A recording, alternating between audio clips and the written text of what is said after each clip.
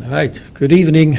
Thank you for coming to the second mayoral debate between incumbent Gertie Brahr and challenger Kurt Paulson. I am George Zenz. I'm the publisher and editor of the Middleton Review, and I am... Thank you to George Zenz and the Middleton Review for sponsoring this debate, and to Jeremy, our sound and video guy, for being flexible with these arrangements. And thank you to all of you who are watching at home under these difficult circumstances. It's kind of weird having a debate without an audience, but difficult times, as you know, that we are experiencing in this country call for social distancing. And we appreciate that you're all at home doing the right thing, washing your hands, and looking into loved ones. So what we've seen come out of Washington is divisiveness, partisanship, and there's no place for that here in Middleton. We've experienced trauma as a community before, the flooding, the paradigm shooting. We have a strong community, we have strong schools, and I know that we're all going to pull together during this crisis, work together, and that includes the city, the county, our partners in neighboring cities, schools, businesses. We're all in this together, and we're all going to pull together. So we come to you today asking that you would consider us to be your mayor for the next 3 years. And one of the issues that comes up is the issues of leadership in a time of crisis. So I hope in this hour and a half that we have, or more for the debate, that we have a chance to talk substantively about some of the issues and challenges facing Middleton. I just want to say a little bit about myself. My wife and I have lived here for many years. We have 3 children currently in the public schools. And for my day job, I teach at University of Wisconsin. I teach urban planning. I teach land use, public finance. So a lot of the skill set that I bring in terms of what I've taught and researched and consulting across the state are skills that I would bring to bear in my job as mayor. So again, thank you, George, and I hope we have a good, robust debate. Okay, thank you, Kurt.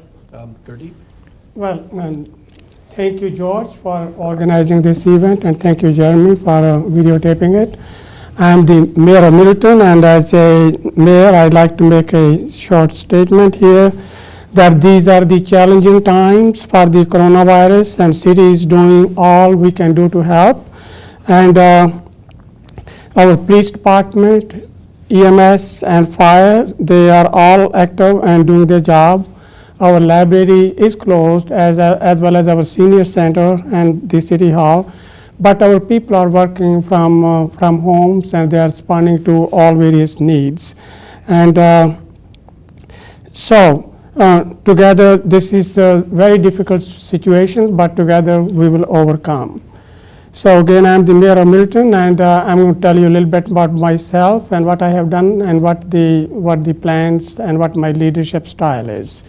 So my wife and I moved to Middleton with our 2 young children, and 38 years ago in 1982, when I joined as a senior scientist at a biotechnology company named AgroCedars. And we have lived in the same house since that time, which is overlooking the Piedmont Pond, and we enjoy it. And the reason for us moving here was the highly ranked school and the nature conservancy, and we still enjoy that now. So my son and daughter, Gloria and Victor, they went to Elm Lawn, then Cromrie Middle School and Middleton High School, and they're graduating from here. They went to colleges. From very early on, I realized Middleton was a great place to live, raise a family, and even retire. So Middleton has been wonderful to us, and I wanted to get involved very early on. I have a 33 years of community service, starting with working with schools, the environmental groups that include the Boy Scouts, Cub Scouts, Middleton Outreach Ministry, and Scouting for Food. And I started a key leadership club at Middleton High School in 1994, Key Club, one of the largest in Wisconsin. And I started an environmental group called Friends of Kettle Pond to keep our ponds beautiful and clean in 2002. And in 2008, I was elected to the city council as an alderman from District 2. And there were a lot of needs in that district, and I always listened to the citizens and addressed their needs. And two of the big needs which I felt at that time was, number one, to bring the Willie Street Co-op to Middleton, and the second was to remove the DOT light from the corner of Greenway Boulevard and High Point Road. And 3 years ago, I was elected as a mayor, and I had a platform, and I have been doing what I promised I will do. From the beginning, I have been an active community leader, and I enjoy talking to people and helping them, and I will keep doing it. All right, thank you. First question, it's going to be for both of you. Kurt, you'll answer first, and then you. And as we talked earlier, you have time for rebuttal if you want to. Yep. First question, what do you think are the main differences between you and your opponent, mayor-wise? So I would say that there's a couple of substantive issues where I hold a different view than Gurdeep, but I would say one of the main differences in terms of style and leadership. So let me talk about the substantive issues.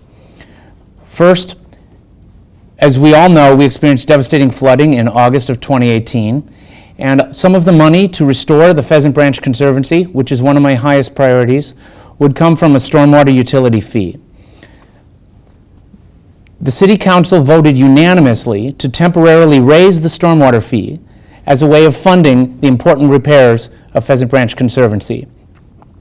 I think the mayor showed a lack of leadership in speaking out against the stormwater referendum, undergirding and thwarting the efforts of staff, and the voters of the city voted 76% to raise their own stormwater fee for a few years to restore the Pheasant Branch Conservancy.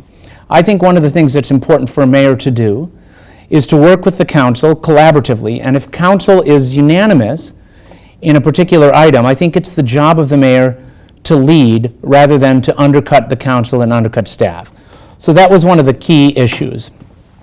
I would say that the second issue is that my leadership style is collaborative, and I have this goal of leading from behind, because the mayor might be the public face of the city, but the staff does most of the work. And if truth be told, I think there's a lot of discontent amongst a lot of our current senior staff with the style of leadership of the current mayor. And that's something I hope to change by being able to work collaboratively with them. And as I've said in some of my documents, I think the goal of a mayor is to praise and celebrate what people are doing in public, not to throw staff under the bus or micromanage. And I think that's caused a lot of problems that I think we'll talk about later, particularly when we talk about response to the flooding incident and to the paradigm shooting in September of 2018. Gurdeep? There are a lot of differences between God and I. Number one, that I keep my promises. So I will talk about my experience. I have been a mayor for 3 years, and I have been on the city council for 9 years. So the reason why I'm running here is that I want to fulfill the promises which we made to begin with, and the experience. That's one big difference here. I have been doing it as a mayor for 3 years and a city council 9 years. And the second is that I delivered on my promises.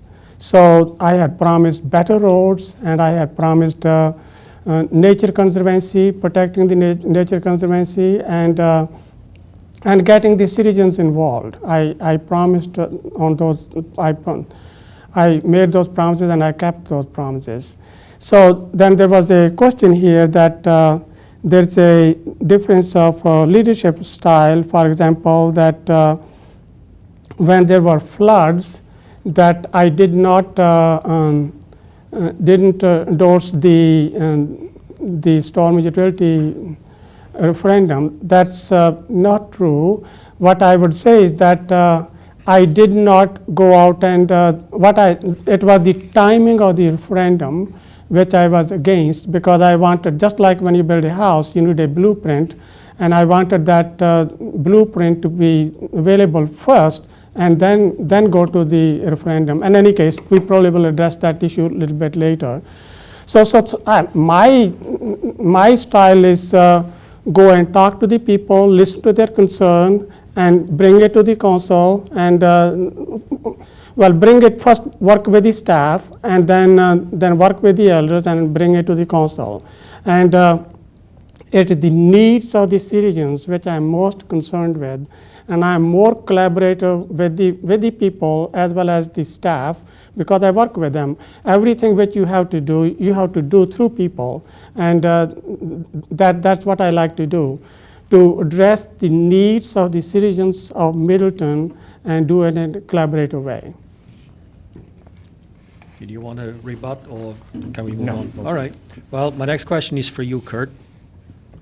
You have not held elected office before. What makes you think you have what it takes to be mayor, especially now in these more challenging times? So that's a good question. So I'm not taking the standard route to office that a lot of people do, to have experience on the council for many years, as Gurdeep does. But I think some of the things we'll talk about tonight will suggest that even with 9 years of experience, it's still unclear to a lot of people if he knows what the role of the mayor is in a small city like Middleton. So there's different types of experience that people have, and again, as I said, one of the things I do is I regularly consult across the state with cities, county executives, city council people on a lot of these issues that we've already dealt with. I've been on the City Housing Committee for 5 years and on the Plan Commission for 3 years. So I think I have a really good grasp of the major issues that the city faces, particularly in terms of managing growth and development and housing. And then the second issue is in terms of managing city budgets and property taxes. Did you want to rebut? I have a different question for you. I do want to say a few words, not necessarily rebuttal, but I would say, when you haven't done something, it becomes, it looks easier that you can get all these things done. So I think being a mayor, it does involve leadership. And in my case, what I see is the leadership is addressing the issues which our citizens want. And that is, for example, that is, in my case, I see the better roads and the repairing the conservancy and keeping our taxes reasonable. And those are some of the issues. And unless you are meeting with people, in my case, I go around the neighborhoods, and whether I'm walking my dog or just walking in the neighborhood just to get their concerns. So I have the time, and I spend that time to learn what's involved there. So I think that's a big difference here. So sorry, go ahead and what's your question now? Right. Just in terms of the roads, I think it's important for people to understand that the mayor, all the mayor can do is recommend a budget and veto the budget. And the increase in road spending that the city did a few years ago from $1 million a year to $2 million a year was really something that city council did. So I do understand that some of that spending occurred during your term, but to take credit for the roads when oftentimes you opposed some of the budgets that would spend the money on the roads, I think that's a difficult circle to try to square. So I would like to answer this. To say that it was the city council which increased the budget for the roads from 1 million to 2 million isn't really 100% accurate. I worked from the very beginning to convince the various people involved, starting with it starts with the staff, and in this case, starting with the Public Works Committee, and then going forward and convincing the city council members that the budget increase was needed. There was a huge resistance, and it was my concerted efforts over a period of time that when you saw the roads were so bad that I was able to get the road budget from 1 million to 2 millions. But there are more issues involved in just repairing the road and fixing them, which we will discuss as we go further along. Sorry, go ahead. All right. My next question is for Gurdeep. Sure. Your first term has at times been contentious, and you have been accused on several occasions of lack of judgment.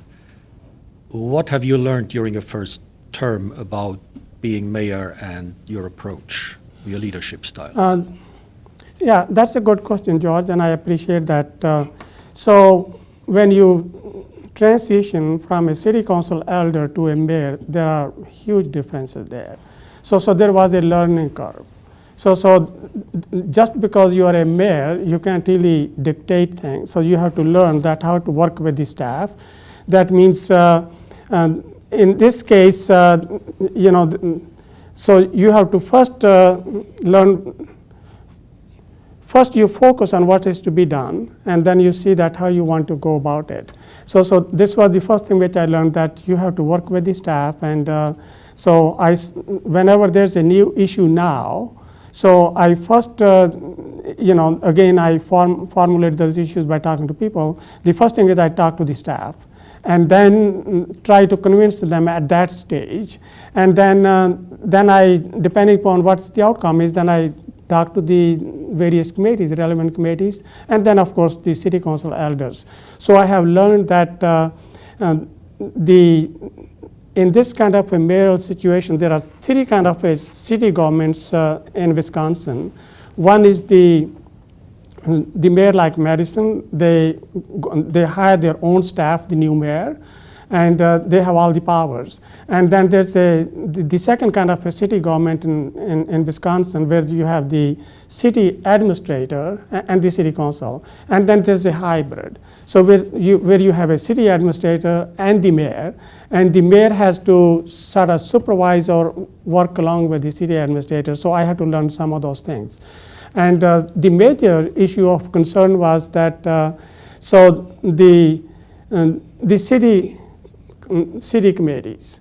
So the city committees were operating just like that. People could be there as long as they wanted, even though they had terms. So I decided to do what was the right thing to do. That means open up those city appointments, city committee appointments to everyone, and interview the people who were on the committees as well as those who are applied, and then pick the very best candidates from that situations. So even from doing that, I have learned that I have to try to get a balance of people's experience as well as those who are applying. So reach sort of compromise. So that's those are the few things which I have learned, that working with the staff and reaching a compromise, making the city committee appointments. But I do want the city committees to represent the whole spectrum of the population in Middleton. Did you want to add anything? Well, I mean, it gives me no pleasure to say it, right? But I think one of the things that led to a lot of people asking me to run for mayor was the current mayor's relationship with staff. Even in his response, he referred to supervising the city administrator. And that's not the structure of government we have in a third class, and that's the state law that governs us, third class cities, where we have a city administrator. Our own ordinances, we've adopted a charter ordinance that says the city administrator has complete authority and responsibility to direct and control all departments. And I think a lot of the conflict, which, again, the 9 years of experience on council should have been clear, was that in the city of Middleton, there are no department heads that report directly to the mayor. So the mayor is like an at-large city council person who helps to communicate the vision of the city, brings people together, works collaboratively.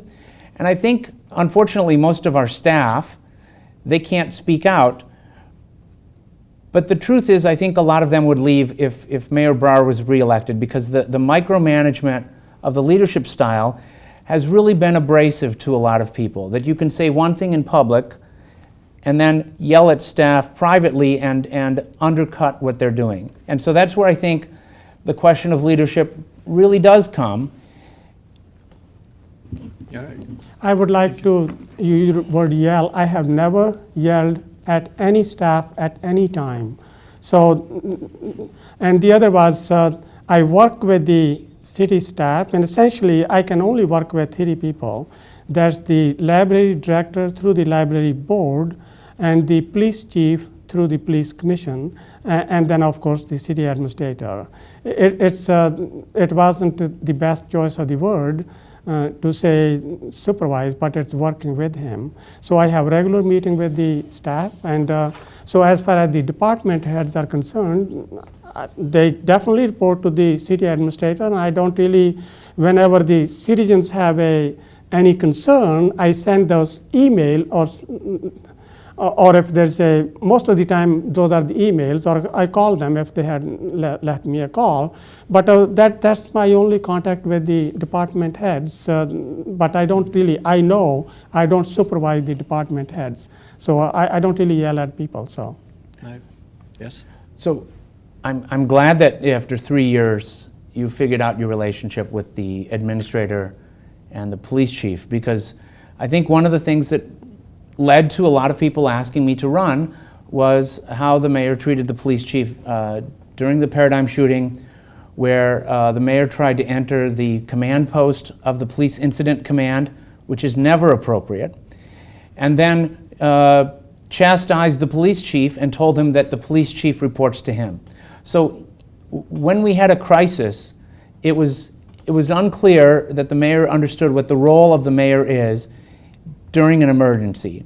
And that's one of the reasons why, Police Chief Chuck Falk has endorsed me, and a lot of people who were concerned about this did encourage me to run, because it is time for a different style in how we conduct ourselves here.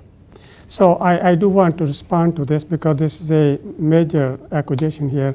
So I did not try to go to the command post. So there was an area when there was a shooting there, and I did talk to one of the police officers, and he said that this whole area is closed, and then he was talking to the other people, and we had a brief conversation, and I was going to a meeting where the city administrator was talking about the floods, and that was it. Then I did have a meeting with the police chief, where it was a question of communication, how you communicate with people. And I talked to the mayor of Sun Prairie, mayor of Monona, mayor of Verona, and the mayor of Fitchburg, and mayor of Stoughton, that how did they communicate with their police chief. And I learned from how they were doing, and then I had a conversation with our police chief, and we reached a compromise, reached an agreement that how we will communicate with each other. It was a question of communication. We sorted it out, and I followed the powers and duties of the Wisconsin mayors, and I know what is what my responsibilities are and how I should communicate. So it was a communication issue. We settled it and we moved on. And I have communicated with the new police chief, and we are keeping the same communication system going. So yeah, so that's another thing which I have learned from my years' experience. So it does take some time. So, but I just want to say that all of the media has copies of all of the emails you sent to the police chief, and I have those emails as well. People can read them and judge for themselves, but the police chief's recollection of how you treated them on this horrific day is quite different than your recollection, and I think people should read the emails and decide for themselves whether this is the type of leadership that we're looking for. Okay. So just 1 second, No. sir. So I want to say we have an excellent police department, we have an excellent EMS department, and excellent fire department. They responded to this event in 3 minutes, and the event was under control under 8 minutes. And I know George had the copies of the emails, and rather than going over what was said over and over, police chief and I agreed that we were not going to, just go back and forth. I don't want to look back. I wanted to move forward. It's always better to look to the future rather than trying to analyze the past. You learn from the past and move forward. That's what I exactly did. All right, I want to move forward now. My next question, you can answer it first, Okay. and then it's the same question for both of you. After Governor Tony Evers has begun to suspend civil liberties, notably partially the First Amendment and the right to do business, there is now talk of postponing the April 7 elections in view of the coronavirus. While there are valid logistical reasons for doing that, it would also mean extending the terms of elected officials, including the mayor's term, without democratic legitimation. Do you support putting democracy on hold? Well, I think that's a good question, George, and I think it reflects your unique take on it. At this time, the governor has not postponed the election, and I think that's the wise choice for now. And I know that there are a lot of people in his office, some of whom I know, and they're going back and forth as to whether even the governor has the power without the legislature to change the date of the election. So I think we should still hold the election, but here's what we're encouraging everyone to do. I know the mayor agrees with me, the state and the county are also encouraging that you can help out our poll workers. If you're at home, you can vote absentee. So you can go to myvote.wi.gov and request an absentee ballot that will be mailed to you, and that will reduce the volume of people at the polls on Election Day. Now, the one thing I do want to say is our city clerk's office is phenomenal, and they're doing a great job, and they're getting hundreds and hundreds of absentee ballot requests as people realize that they can express their vote. They can participate in democracy through an absentee ballot, but I would ask you to be patient and give them some time because it will take a couple of days for them to work through all the requests. So the best way you can help us out is vote absentee. So go to myvote.wi.gov, and there you can request an absentee ballot, and one will be mailed to your home. Okay, thank you. So I don't think we should put the democracy on hold. So I don't think we should postpone the election, but I agree that we should try to have as much of absentee voting as possible. And it is a very difficult situation, and I just was trying to find out if there was any period in the past history in the US where the major elections were postponed. So I don't know if there were, but so I don't think the democracy should be put on hold, and I agree with you, George. The election should go on, but I do agree with Kurt that the voters should go to myvote.wisc.gov and try to do as much of absentee voting as possible. And of course, the difficulty is this is not just a presidential preference primary, but municipal elections, Supreme Court races, up and down the ballot. It would be a real logistical problem to extend the terms of existing office holders. Now, my next question, Gurdeep, you can go first. Sure. It's again the same question for both of you. In this age of coronavirus, it is not business as usual anymore, and also not politics as usual. What would you do, or what will you do as mayor, to help Middleton businesses and their employees whose livelihoods are now being destroyed as a result of the measures against coronavirus? And I mean effective, immediate help, and not some vague measures that may or may not help sometime in the future. We need to think outside the box, as they say. So to answer this question, there's the Wisconsin Economic Development Council, they have a $5 million loan. So if there's employees with if there are businesses with employees less than 20 people, they can apply for a $20,000 grant, and that's immediate.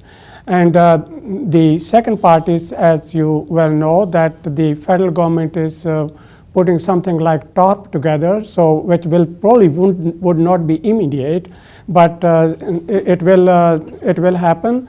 And the local government for the city, we don't have the money, but one thing which we are doing, and I'm a part of it, is that Middleton Middleton Chamber of Commerce, along with other leaders, we have a teleconference or telemeeting here on this Friday. So we're going to try to see how we can help our businesses whatever way we could. So these are some of the things which I and other leaders are trying to do. And of course, there are there are two issues actually here. One is the employees, and the other is the businesses themselves. So the employees may need, some of them may need even help for food. So the mom is still open, and they could, if that's needed, they could go over there. So, and there are some of the other philanthropic organizations which I think city or as a mayor I could work with them, and they could be helping these businesses as well, and the employees. It's not just the business and employees. So it's important at this time that we do support our businesses and the employees, as the mayor said. So I am pleased that just yesterday Governor Evers did adopt an emergency rule that allows anyone who's displaced from the coronavirus economically to get immediately access to unemployment insurance benefits without the waiting period. That's a very helpful thing to do. I think the other thing we can do as a city is, again, with the chamber, reaching out to make sure that businesses understand that they have access to emergency funds and loans through the Small Business Administration. So what I would do as mayor is I would be working with the chamber to call every business and ask them what they need.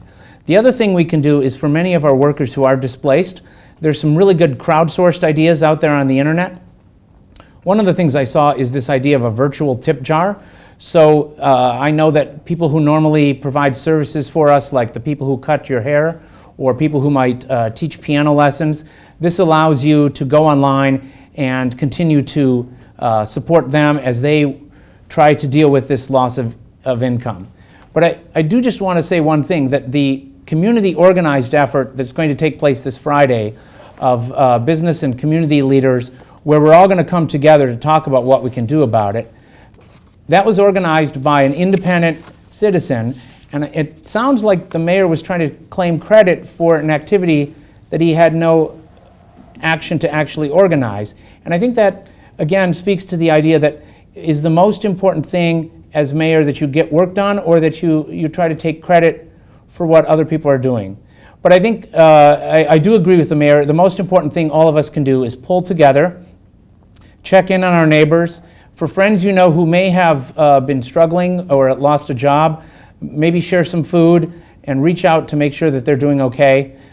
The other important thing we need to do is, of course, make sure that children on the school lunch program continue to be fed. So I'm really excited that our school district has been leading on this issue, and that the Education Foundation is raising money to support ongoing feeding programs for the children.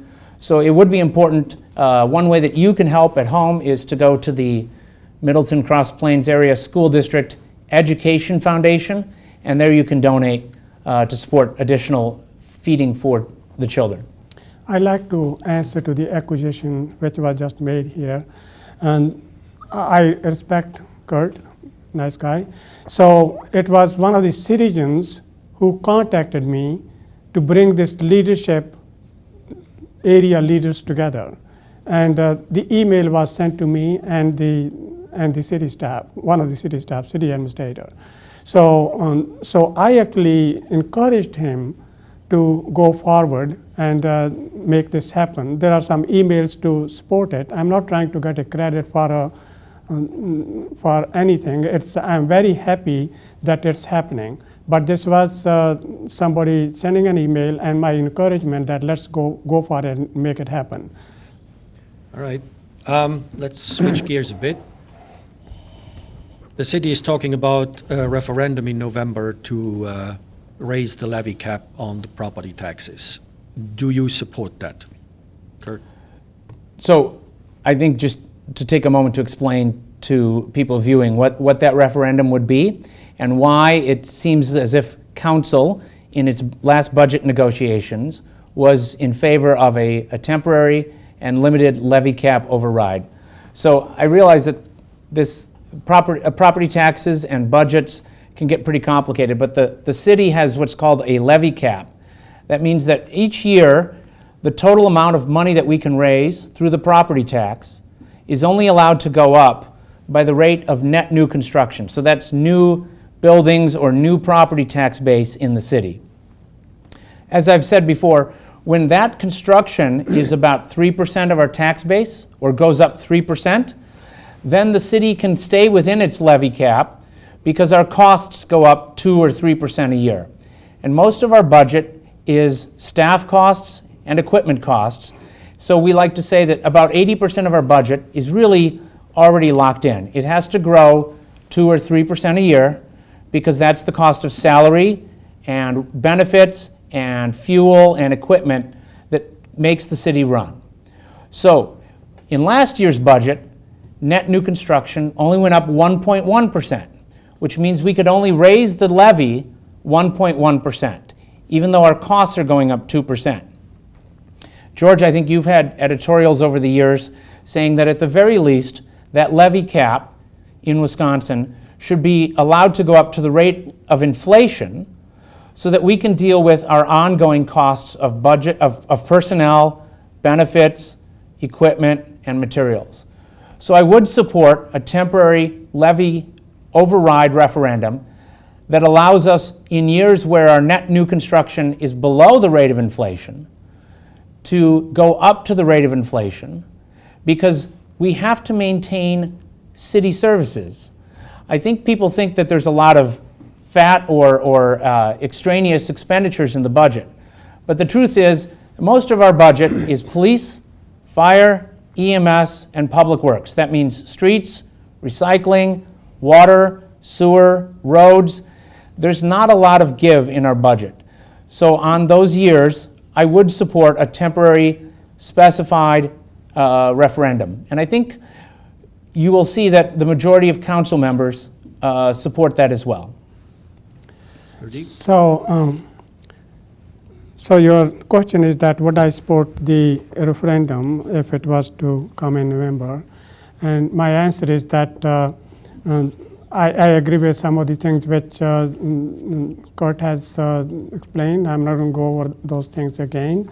So my commitment to the city is 3 things, and that's what mayor does: the public safety, quality of life, and the economic development. Those are the 3 things which are very important for the mayor. So I know that in the past years, the construction has been, the new construction, as Kurt had said, that's how much you can increase your levy for a particular year, has been, for Middleton, has been actually quite healthy. For example, a year earlier it was 3.5%. So to answer your question that whether or not I will support it, I think I will look at what is being asked and is it justified. If it is justified in terms of what our needs are and if we have looked at if there are other ways of funding it. So I will look into it, but I can't make a blanket statement that whether I will, unless I look at all the facts and figures. I'm a scientist. I don't rubber stamp, and I want to look at the plans, and then I will make up my mind. So, but I do want to say one thing here, that in the last budget, the Governor Tony Evers had proposed that the levy limit could go up to the rate of inflation or certain other amount, and I think rate of inflation or there was some minimum amount. So I don't really have any problem with that, because there's a cost of living increase if that was to happen, and of course the legislature didn't pass that one. So there may be a situation where I will be supportive of it when it's justified. For example, if we need some police officers because the public safety is number one, or there are some other departments where we haven't added any people for a long time. So if there's a justification, good justification for it, I will be for it. Well, 2 years ago, the budget did include an increase in the police department because we needed another officer. And the way to pay for it in the budget was to shift the fire protection fee from the general fund, the property tax, onto the water utility bill. And the mayor did veto that budget for that reason. So I think he is trying to have it both ways. He's trying to make it sound as if he will support the referendum, but maybe he won't, and he'll look at it, but he's been on the finance committee as the mayor for all these years. So in the interview that George did with him, he said that he should be given a line item veto, which obviously is not legal in Wisconsin, but it would be nice to know, since you would like the line item veto, what would you cut in the budget that we currently have that you think we are spending too much on? To answer the question about the police position, so it was $540,000, whatever that amount is. It was not just a police position alone. So it was. So I vetoed it because I wanted to reach a compromise. It wasn't that we needed all that money. If it was only the police position, because during my time, we did add 2 positions to the police department. It used to be 37 officers, and now there are 39. So I think, to say that I'm trying to have both ways, that's really not true. What you have to look as a mayor and as a scientist, you have to look at the facts and figures and then make a decision. I don't have a budget sitting here to see that what I will make a line item veto in, but it's not in a way, it's not even an option. So to answer that question is a hypothetical question, doesn't really make any sense. So if I had the budget, I could, if I had the line item veto, and there was a budget there, and I could tell you that what I would veto. So, but when George interviewed you in January, yeah, you said that was your solution to the budget, was to give in a line item veto. So in the past month, have you had time to look and see what you would cut? I mean, would you cut libraries, or would you cut the senior center, or would you cut the police department? Because between libraries, police, public works, that's 85 to 90% of our budget. By statute, you cannot really cut the library. You have to, in case of the library, we have to match the budget which is paid by the Dane County, which is very large amount. And it's again, it's a hypothetical question, and if there was an opportunity, then I will look at it and will have a definitive answer. So. Okay, let's move on. Okay. The city has several expensive building projects in the pipeline, and some are at a very early stage, others are further advanced, and I'm giving as some examples the downtown plaza, the Pheasant Branch Conservancy Trailhead parking lot, the Northeast Connector bike trail, and then now the downtown community campus. These are multi-million-dollar projects, and the city does not have the funding to complete any of them, even after generous interpretation of TIF laws. Given that the city was struggling with its finances when the economy was strong, do you think it is fiscally responsible for the city to pursue these projects in the current economic downturn? Gurdeep first, please. Okay, so I will take one thing at a time. So, which is one of them is the trail along the Century Avenue. This is already in the budget. It has been in the budget for 2 years now. It is funded by the TIF money, and I think it should go forward. It should be done, and actually would like that it should be done as soon as possible. And I really don't like that to be delayed any further. So that's that should be done, and it's already budgeted. And the second part was the Pheasant Branch Conservancy, and I think I have a report here, and I have spent a lot of time studying this.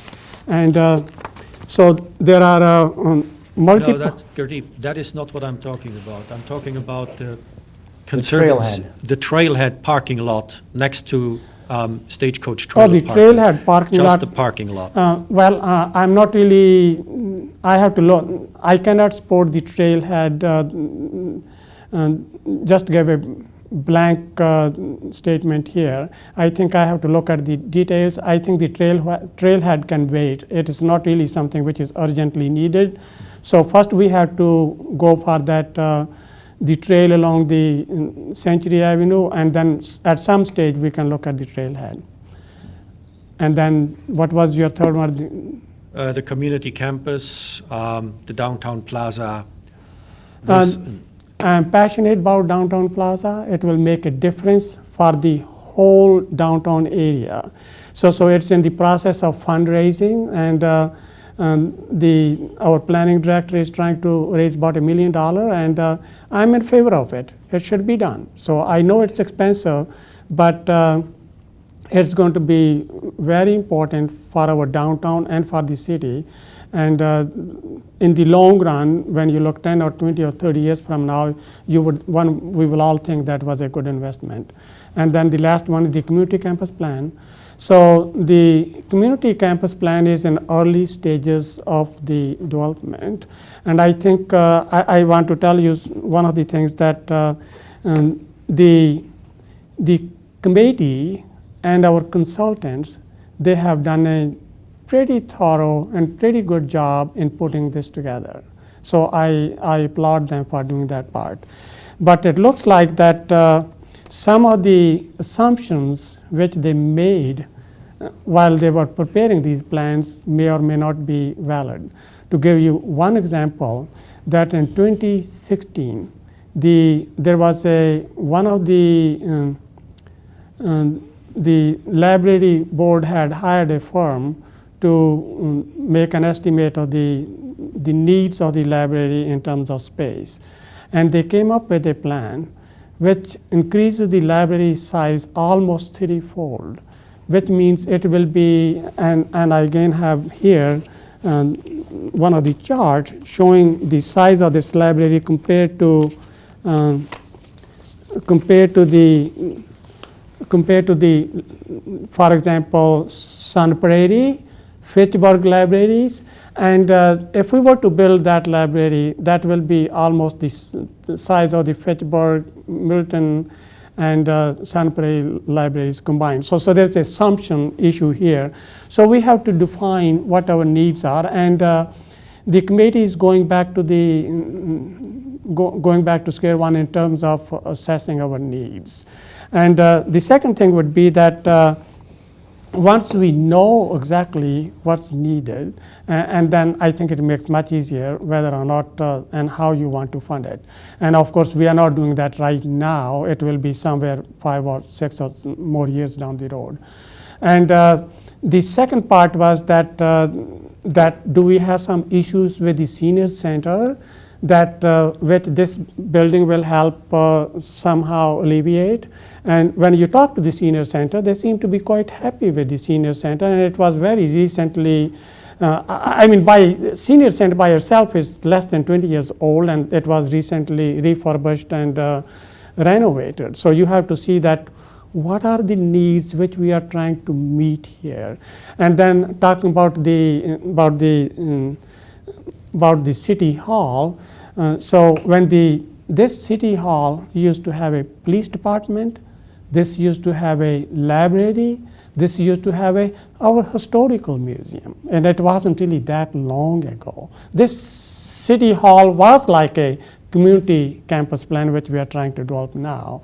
So in 2010 or 2011, when the police department moved out of here, so there was one of the plan was that what to do with the city hall, that renovate or do some of the things. At that time, the cost of renovating the city hall was $500,000. And those plans are probably still sitting somewhere. Of course, that cost has gone up.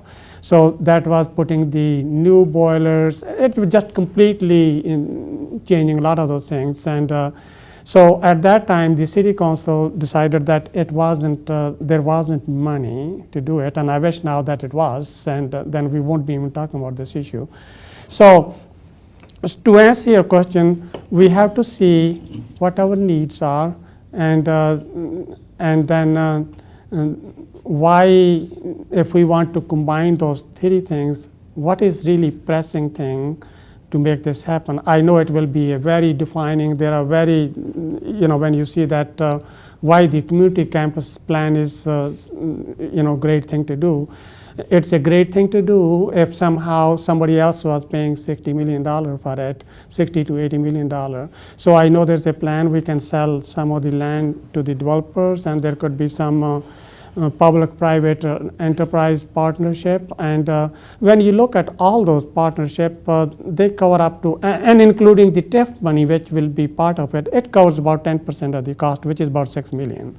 And then I happened to talk to when the plan was first proposed, I just talked to one of the bankers that how much, it will cost the average taxpayer. And I'm not going to tell you those figures, but it was substantial. The last point which I would like to, all right, I'm going to stop here, and maybe later. Kurt? So there was a lot there, so I'm going to go in reverse order with the questions you asked. So first of all, with the community campus plan, anything that we do in terms of consolidating some of our older buildings, such as City Hall and the library, which are kind of reaching the end of their useful capital life, that's going to be 4 or 5 years down the road. So the economic situation at that time is hopefully going to be very different. I would say in general that one of the things we have to think about as a city is that interest rates are going to be very low, right? So the interest on the 10-year treasury is less than 1% now. So in some ways it's cheap for the city to borrow money for some of our long-term capital needs, such as fixing more roads, but most importantly, reinvesting in the Pheasant Branch Conservancy to restore that. So with regard to the community campus plan, I think the mayor is not reading the consultant's report correctly, because the increase of the size of the library includes a lot of the space that is going to be considered community space. And one of the things we don't have downtown, that if you look at Wanakee's library, if you look at Fitchburg's library, they have these wonderful community rooms, community gathering places that you could deliver recreation programming, people could gather for book clubs or social groups or school groups, study spaces. So if you look at our library, I think the needs assessment that the consultant prepared is correct, that we do need that kind of multi-generational programming that we could have with a combined community center, so that you could deliver library programming, recreation events, community events, City Hall, and senior center programming. And then the goal would be, if that's all in one building, then we can sell the land or develop it ourselves for commercial or housing purposes, and that would pay for a lot more than just $6 million of the project costs. So that's the downtown plan.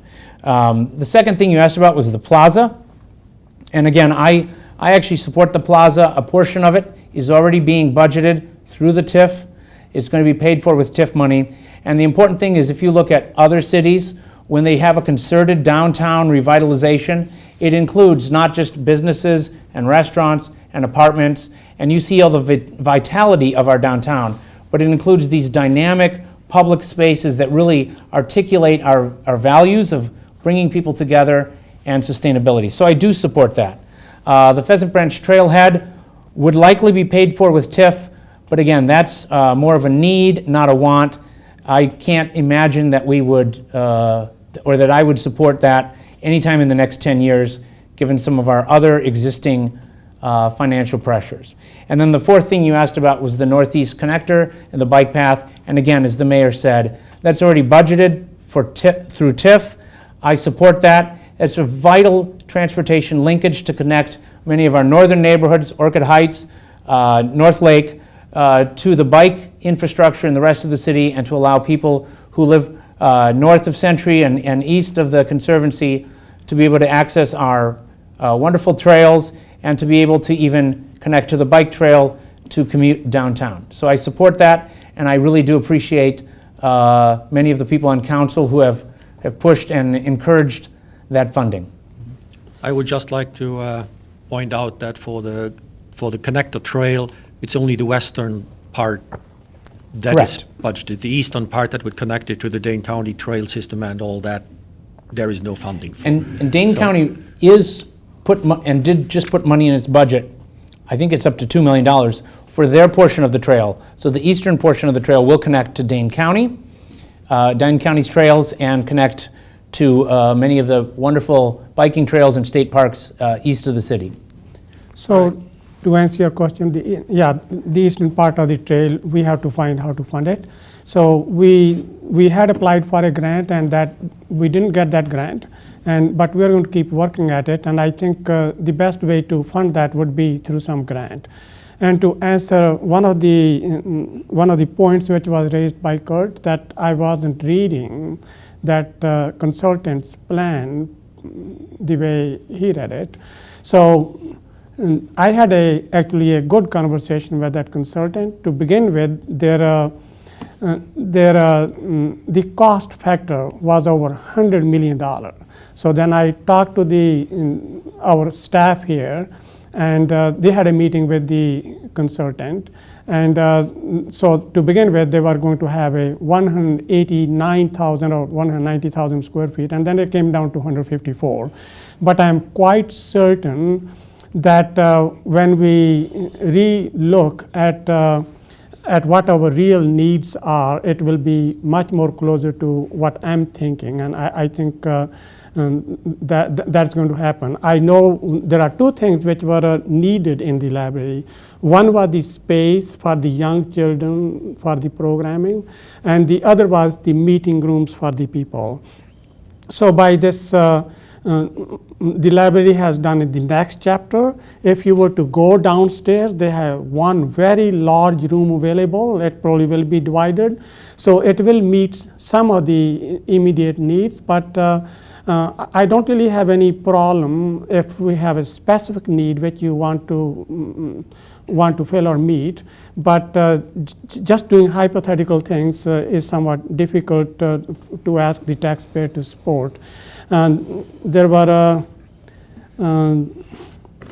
Okay. well, I will leave it there. So, yeah. Well, Okay, one very quick point, and then we move on I was to just the going to say, we citizen have one of the best libraries in the state, and every time you go there, it's just busting at the seams. And one of the things we are short of in our programming is community meeting spaces, recreation spaces. So the idea in the community campus plan would that there'd be shared space that could be programming during the day, activities at night, combine recreation, senior center, and library. If you look at libraries of the future, they're going to be really community gathering places and central places where people can interact and get the technology and the training they need. So I think the library board is pretty clear that they need that space. Okay. I just would add one point. We have a great library, no question about it. I have been pushing, or I have been requesting our library director, let's look at the library of 21st century, and they have been working on it. I have been working with them on that part. All right, now we're coming to the citizen questions. Okay. And as I said, I'm reading them in the order that I received them. And the first question is in two parts. The first part is addressed to Gurdeep, and the second part to Kurt.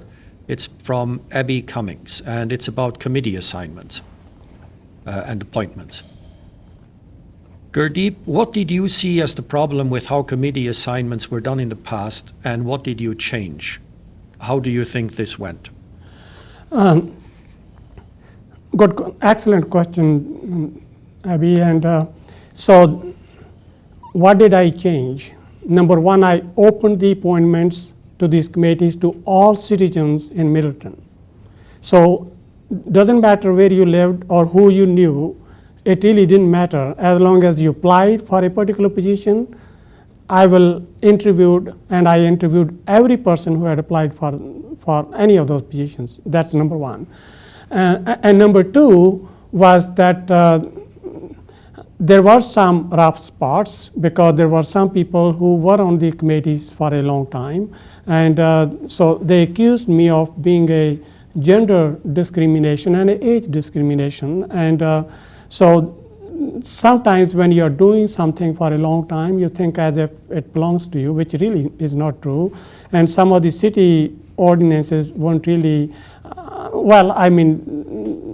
they were not followed as they should have been. So these are the 2 points. And the other was... Well, I think what problem did you see with the committee assignments in the past? What did you change? And what do you think the result is of your changes? I think so that was one thing which I changed, that it was open to all the people. And then I also brought there were many committees in the city which didn't have a single woman on those committees. I'm proud to say right now, there's not a single committee in Middleton which doesn't have at least one women member. So it did bring a gender equity. And the third part was that we didn't really have very many millennials on the committee. So now I have a lot more millennials. So there's a larger age distribution as well. And the fourth point was we had almost none of the ethnic or minority population. So I have now at least 2 people who are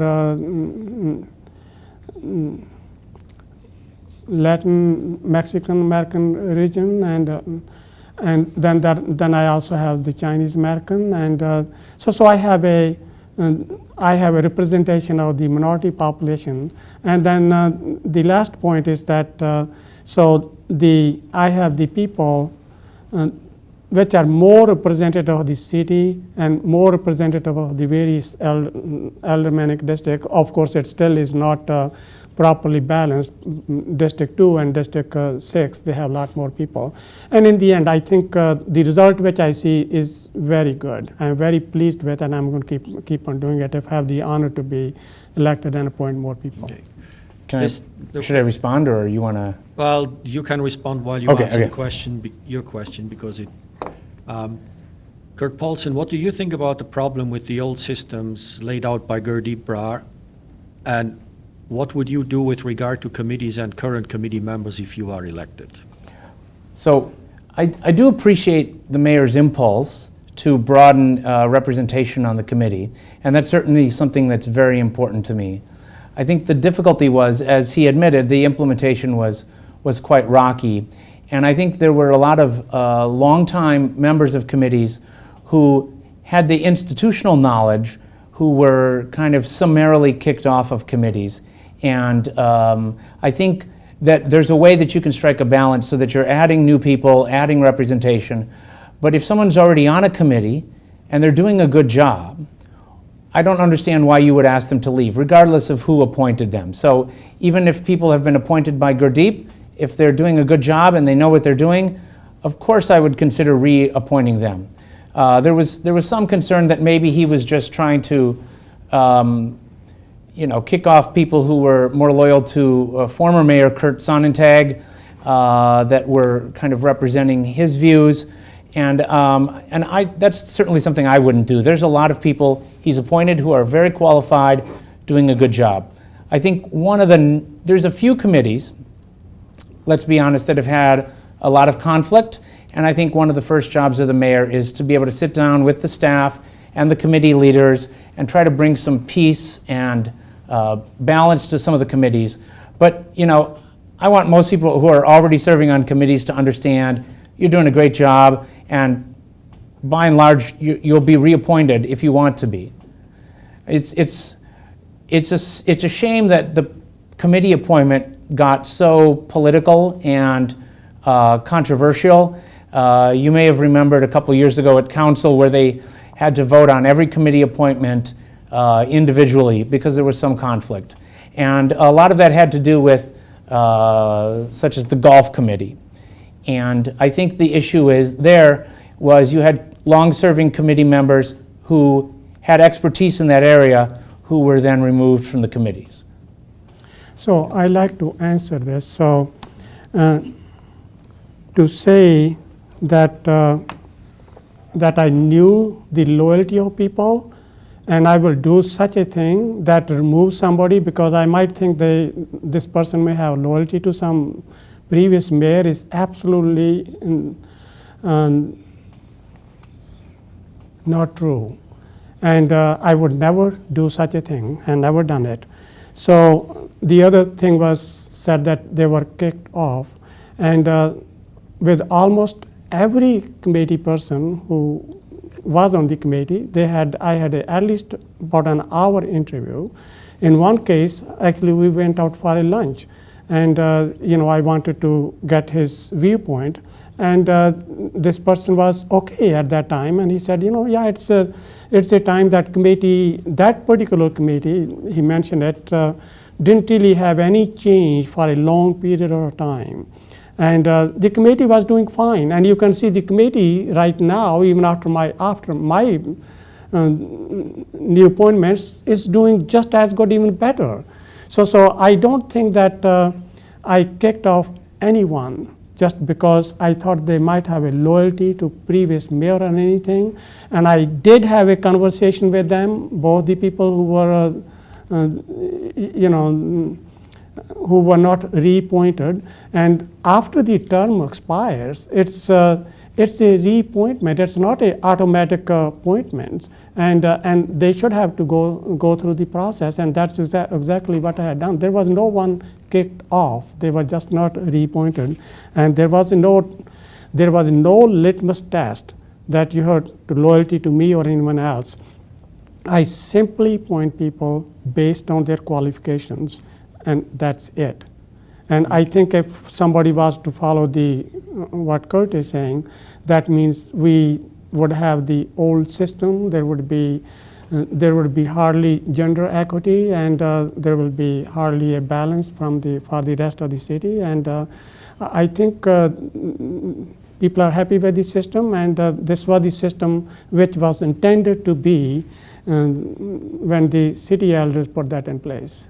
Okay. Well, Cindy Zellers was on the Plan Commission for more than 20 years, and he did not reappoint her. So I think that's one of those cases that when people look at it, the people who involved feel they have a different perspective on the issue. But so let's just move on. 1 minute, I should Let's move mention on from that. this now. We could go Okay. through every example of All every right. committee. Okay. Thank you so much. We don't want to. This question is by Anthony Raitano, and it concerns TIF. He writes, I have heard of a recent trend that certain companies or individuals have applied for and gotten TIF funds to build a proposed property at a certain value, and yet after the TIF funds are approved and the property has been completely built, the TIF recipients have contested property tax assessments, getting them to be far less than the proposed value. And then he gives a hypothetical example. TIF funds approved on a proposed value of $1 million versus a subsequent petition to reduce the taxable value to $500,000 and settling for $750,000. It would appear that the rest of the Middleton property owners would be on the hook for the difference. Mm-hmm. What is your position on this sort of abatement on property tax for TIF properties? Kurt, you go first. So, again, I'm going to get really technical. I'm sorry in my answer, Anthony. I do teach public finance, and TIF law is one of the things we go into in great detail.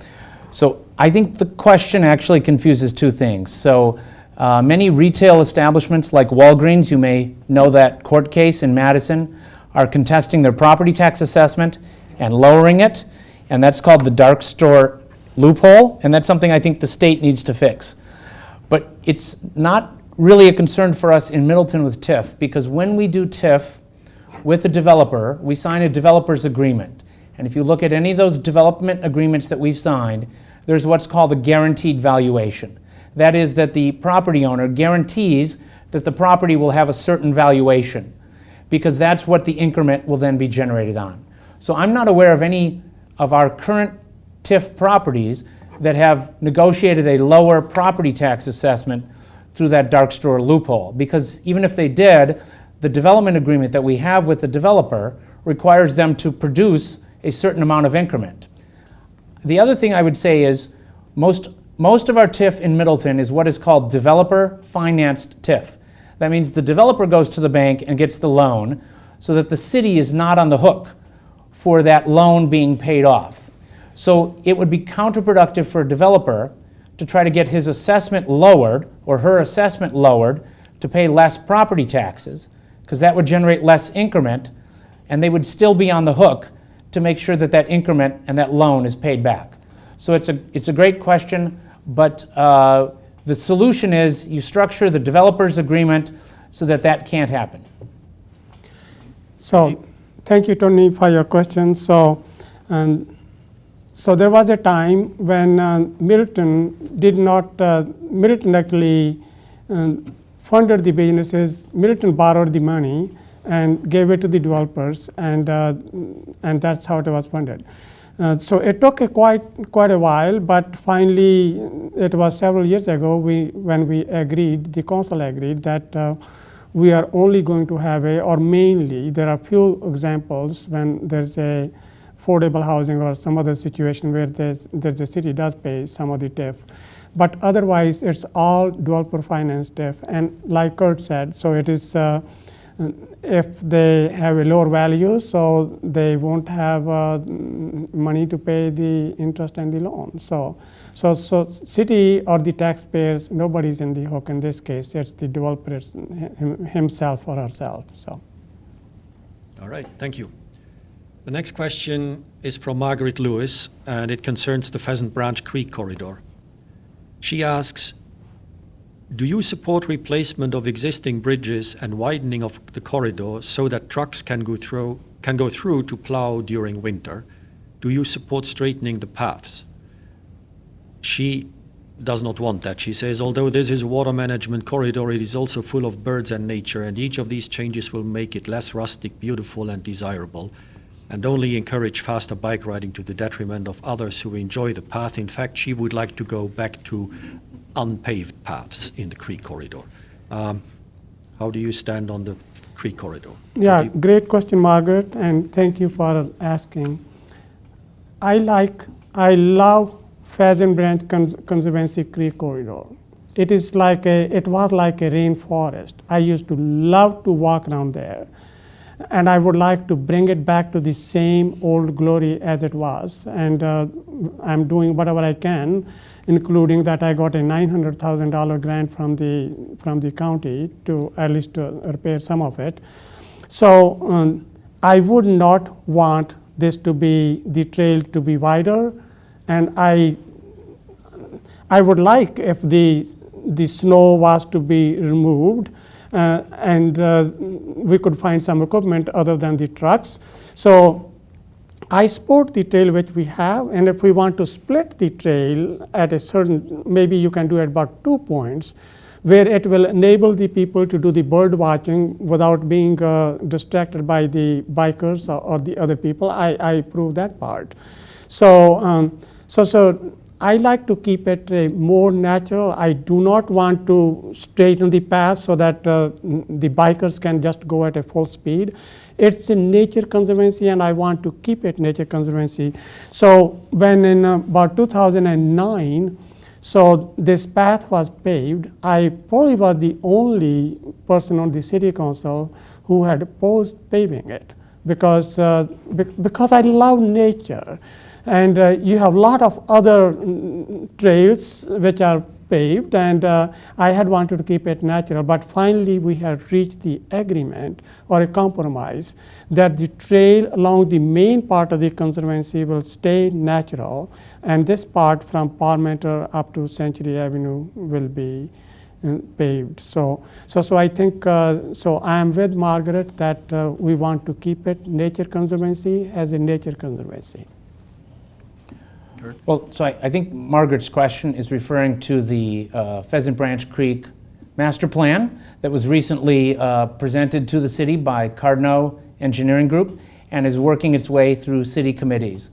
So for anybody at home who didn't get a chance to watch that presentation, it's on the city's website, and you can see the draft master plan of the Pheasant Branch corridor, including where the trails might be and the stream bank realignments and many of the improvements that are being proposed.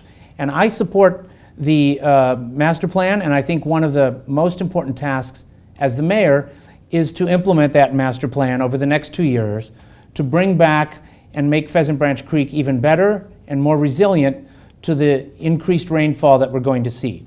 So with regard to the trails and the bridges, unfortunately, given the ADA, Americans with Disabilities Act, requirement on the city, once you pave a trail and put in bridges, you can't unpave the trail. So the question going forward is whether we want to keep the trail the same width and in the same place. And master plan shows a lot of different trail alignments that actually provide the split trail where you can have bikers and joggers and then people who want to enjoy watching birds on different trails. But one of the things we know in my field is that one of the ways to reduce the conflict between different users of a trail, between bikers who want to go fast, walkers who want to just stroll, and then people who want to watch birds, is actually wider trails with pavement markings to clearly indicate where different users can go. And so that's the spirit in which I would support potentially widening the trails. That's what's in the Creek Corridor Master Plan, to reduce some of those conflicts so that we can all share this beautiful conservancy together. I like to go hiking in there. I like to watch the birds. But it is fun to run or bike through the conservancy. Now, with regard to the bridges, as the Cardinal report makes clear, unfortunately, the current bridges that we had were the wrong size, and they are the wrong size to be replaced. So as the report shows, we can limit the number of bridges. We can reduce them from 6 to 4 by rearranging the trail. But we're going to have to put in a wider bridge to cover the span of the corridor, because if we tried to replace the bridges that are there, there's not enough what's called freeboard, which is that the bottom of the bridge would be overwhelmed with water even in a 10 or 50-year rainfall event. So unfortunately, we are going to have to replace those bridges, and there's some different design ideas in the master plan that you can look at, but that will cost some money. But again, I think it's important to restore the functionality of the conservancy, and that means replacing the bridges. The issue that your question asked was the current design shows a 10-foot bridge, because if you're going to plow the trails during the snow, the current plan is to have a pickup truck go through there. But I think there are other equipments that we can use to have not as wide of a trail.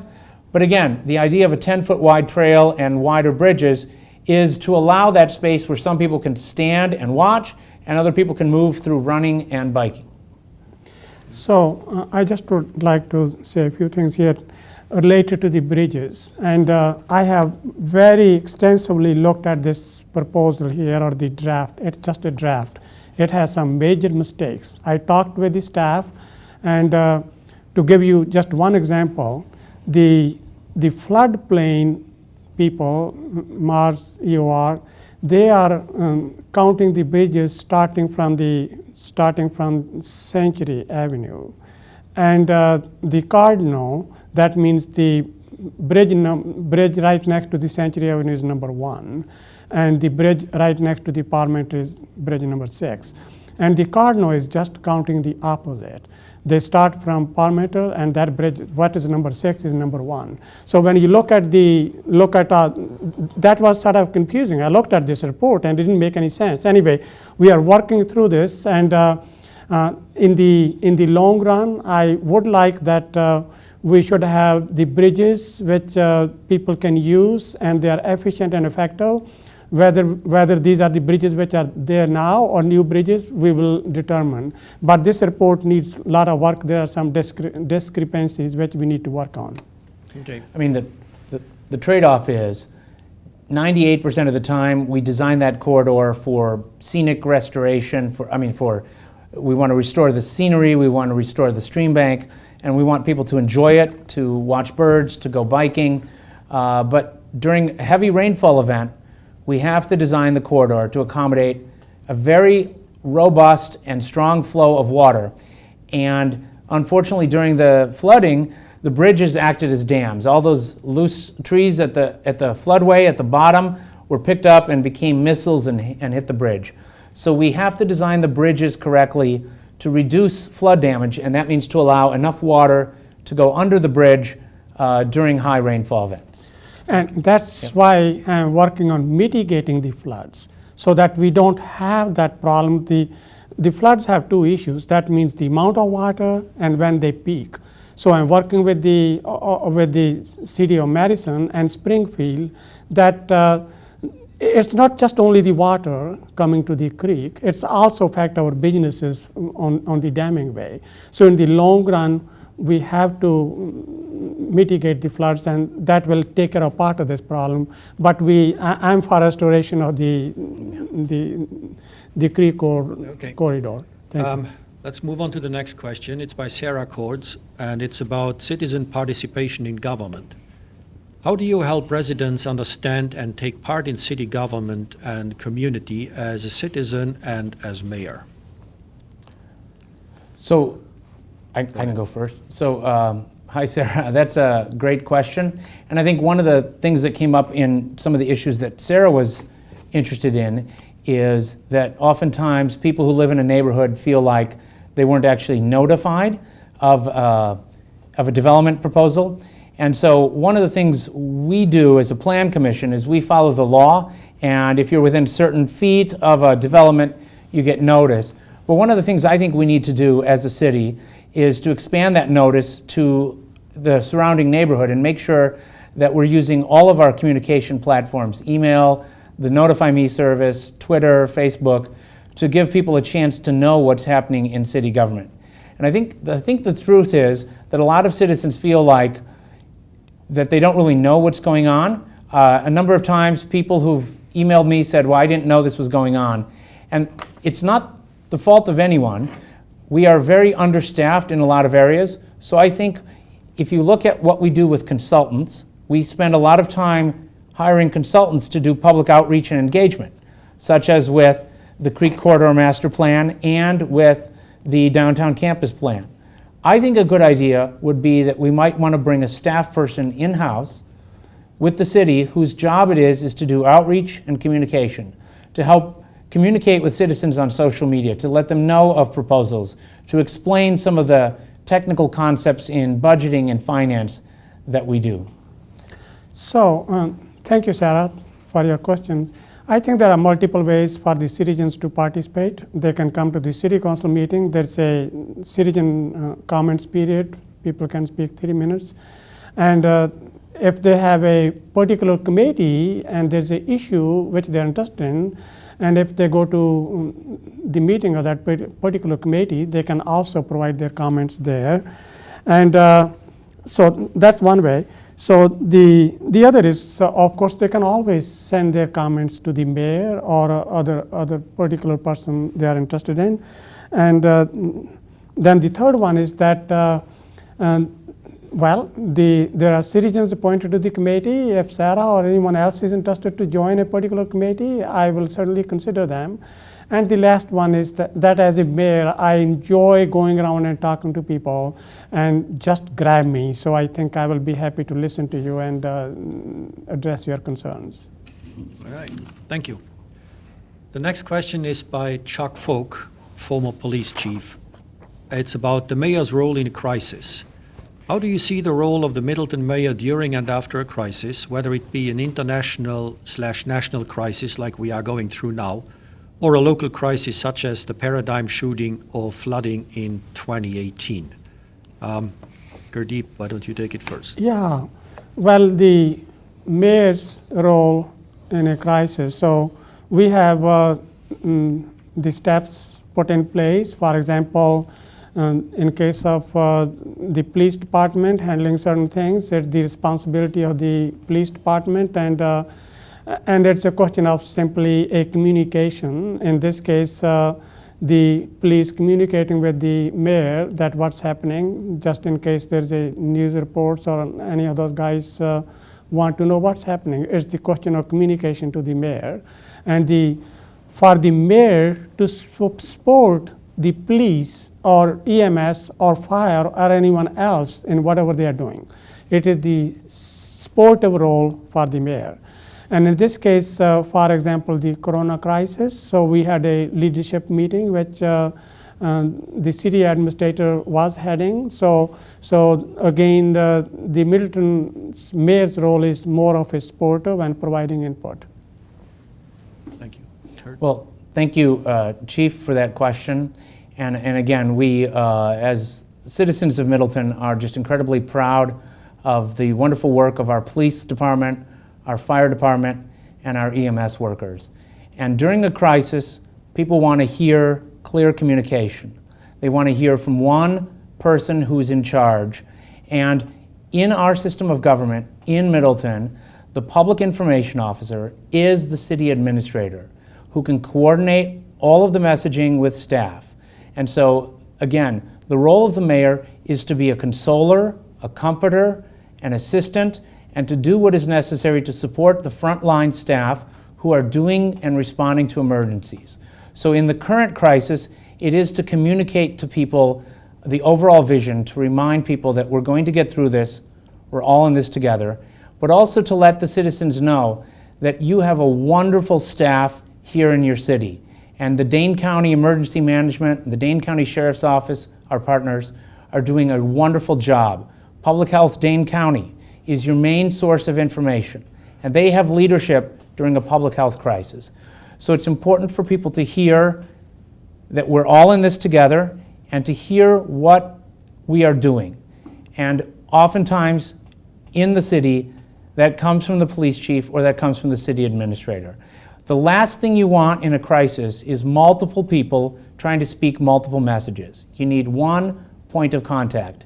So one of the things I will do as mayor is develop good working relationships, I already have them, with the police chief, the fire chief, the Dane County Emergency Management, and make sure that we tabletop exercise and game plan who does what during a crisis. And that's why emergency preparedness is something that's very important to people in my field of urban planning. It means getting all the systems to work together so that we understand who's in charge and who's doing what. Thank you. The next is two questions sent in by two people, by Kermit Harvey and Ann Smiley. And the first part is, what lessons can we learn from the present COVID-19 situation about how to be better prepared to deal with such problems in the future? And the second part is, what parallels and connections do you see between the COVID-19 situation and the climate crisis? Given that, what should we do going forward to more effectively address both? You start. Yeah, so let me take those questions in reverse. So the COVID-19 crisis is clearly a crisis, and we acted much too slowly. And that largely is a problem at the national level. So the issue with climate change is that it's also a crisis, and we are also acting too slowly. The difference is we all now see the effects of the COVID-19 crisis. And the climate crisis is something that is hard for people to see, and it seems far off. But I think what the COVID-19 crisis tells us is that in the face of danger, in the face of crisis, we can pull together, work together, support one another. We can all change our way of life pretty quickly to respond to a crisis. So that's where I would call us to in terms of the climate crisis, that we all need to pull together and change our way of life. And that means not only energy efficiency in our homes and renewable energy, but it means biking, walking, making those more available in the city, and encouraging people to get out of their cars and to take public transportation or to walk and bike. So with regard to the first question, I think anyone who's watched the news is aware of the fact of what the leadership at the top of this country has done, which is when there was a crisis, and they were warned of the crisis, our current president buried his head in the sand and refused to listen to facts, refused to listen to reason, refused to listen to science, because he was largely concerned with his own image. So there's really nothing that would that can compare to the magnitude of that crisis nationally right now. Thank you. So, thank you, Kermit. Great questions. Though both the coronavirus and the climate change, they are global. And in case of coronavirus, it happened so rapidly, just in the period of 3 months, and it has engulfed the whole world. And in case of climate change, it is a much slower process, happened over a 300-400 years. And so I think, as you can also see that in case of coronavirus, as far as it's concerned, the U.S. is concerned, it was the failure of the leadership at the central level. and even of the acknowledgement that we had the problem. But I'm glad that finally there were CDC and some of the other groups, the level-headed, have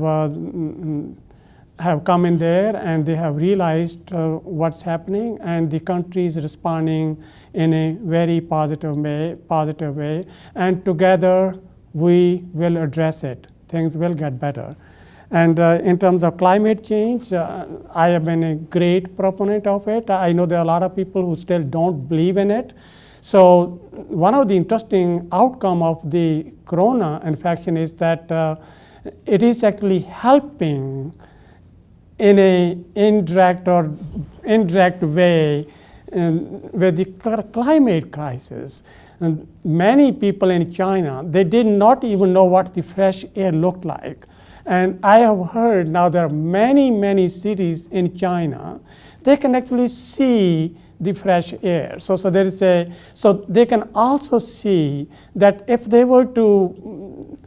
we went to sequestering more of carbon and more of pollutants, and this world and their world will be a much better place. So I don't want to go into the details of what we need to do in climate change. Of course, the solar power, we need to plant more trees, and we got to conserve energy, use less water, all of those things. But there are similarities and some of the great lessons coming out of it, which we can use for the other situation. Okay, thank you.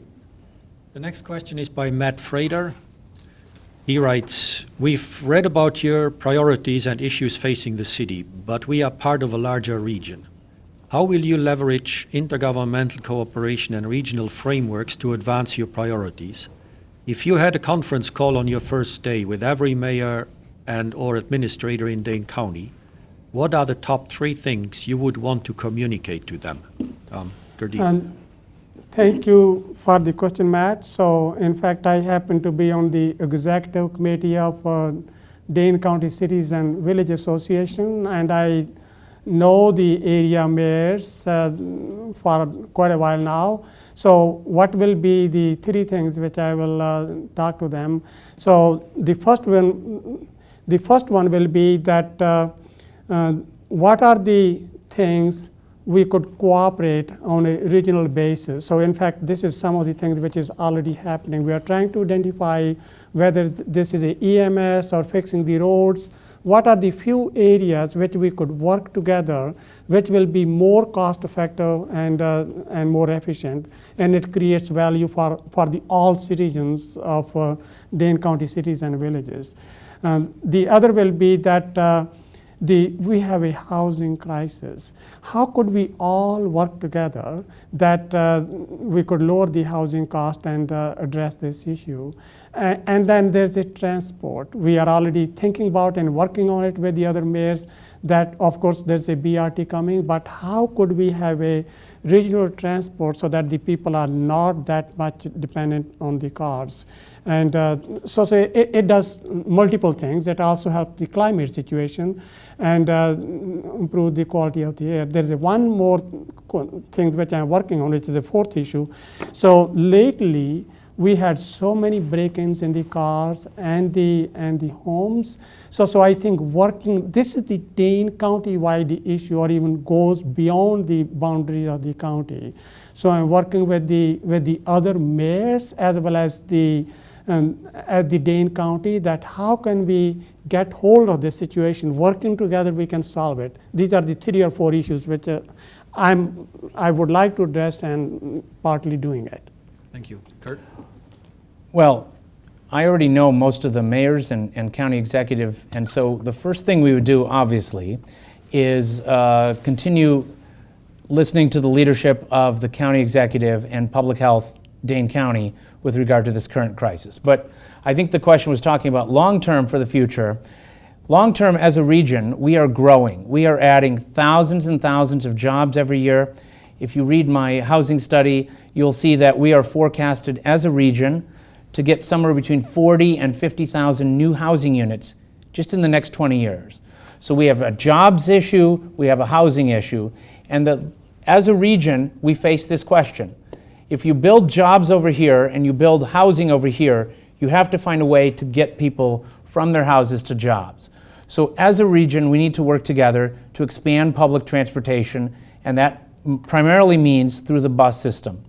Locally, we can help to connect to the regional trail network in terms of bikes, but we need to find a way to expand bus service and to work with the City of Madison to expand bus service to Middleton. We have 20,000 jobs out in Middleton, and that means 18,000 people a day commute in, right? Unless we can build more housing closer to where the jobs are, we're going to have this problem that everybody is going to drive their car everywhere. That's bad for sustainability, that's bad for the planet, and it's really bad for traffic. So as a region, we need to think about land use and transportation together. In my field of planning, we like to call transportation is just housing policy with wheels. If you don't build more housing near where the jobs are, people have to drive everywhere. So I would talk to the mayor, Mayor Satya, to the other mayors about bus service, about housing, and how we can partner together for higher density use in the established urban areas so that we can preserve this wonderful and beautiful farmland in the town of Springfield, in the town of Dunn. If we don't grow outwards, we can preserve this beautiful agricultural land and preserve Dane County's agricultural heritage. The other thing I would talk to the other mayors about, obviously, is flooding and water quality issue. Water knows no boundaries. And so water that starts in the town of Springfield ends up in the city of Middleton. It eventually ends up in the lake, and then it becomes Madison's problems. So we need to continue to work together to solve flooding and water quality issues in our lakes. Thank you. The next question is by Bob Owen, and it is, how can we create jobs in Middleton and make progress in reducing carbon emissions and protecting our climate at the same time? Gurdeep? Thank you, Bob. That's a good question, that how can we create more jobs and protect the environment at the same time. It is a difficult thing to do. One of the best way to do would be that where people work and people live and work in Middleton. So I know we have tried to do some of that by affordable housing, but the part of the problem there is that you can't really require that people living in those units would be, that could be only for the people working here. So that is a part of the problem. So this is the final solution will be that if we could somehow create the housing which is low price so that people could live and work here. And the other would be that if we could have the new jobs are paying well enough. I mean, the housing issue is because of the income inequality. Housing issue is because people there are a lot of jobs which are a sales job, and those people really are not paid well, and that's what is one of the issues. So if we were to create jobs, I would just hope and wish that those are the high-paying jobs, so then they can afford to live and work here. And that would be like PPD, ETC, and there are a lot of people at those PPDs, pharmaceutical product development. They are our largest employer, and right now they have 1,600 jobs, and they're planning to add 400 more jobs, and they will be high-paying jobs. And then same way the ETC, electron theater control, they also have the high-paying jobs. So my solution would be high-paying jobs and somehow living wages and reduce the income inequality. So specifically to Bob's question, I think one of the things in my campaign plan that would solve both creating jobs in Middleton and reducing energy consumption is my plan for energy efficient retrofits of existing housing. As you may know from looking me up on the internet, I specialize in housing, and one of the things I think that we need to all work on is that we have a lot of older homes, which provides that housing opportunity for seniors, for first-time home buyers, and is that kind of entry-level or affordable product. But a lot of these homes are older and not very energy efficient. So what the city could do, what other cities are doing, is in order to encourage people to acquire those homes or to rehab homes that they already live in, you provide a low interest or a zero interest loan so that people can bring their houses up to more energy efficient standards. We can use the Focus on Energy program that already exists through the state so that we make sure that people are using qualified contractors. Then we can partner with the Madison Area Technical College to train young people, particularly those who are maybe not connecting with school or are at risk, train them in these sustainable, good-paying construction jobs, home energy, retrofit, efficiency jobs, and together make sure that we're creating jobs where people are doing good work, improving the housing stock, and that also pays for itself in terms of energy savings and a reduced burden on the climate. Thank you. The last question is by Kathy Olson, and she said it's mainly for Kurt Paulson, but Gurdeep Brar could also answer. Regarding the Eddy, formerly known as the Addison apartment project on University Avenue, she says, tells you, or she asks you, you endorsed the developer's 4-story plan, even though many neighbors objected to the height. The approved 3-story building allows the developer to build an equal number of units, allows for better egress and placement on the site, and offers a more economical option for parking. You live in Middleton Hills with many covenants, one which prohibits any buildings of this height. Do you feel that neighborhoods without the protection of covenants deserve equal rights to object to proposed development?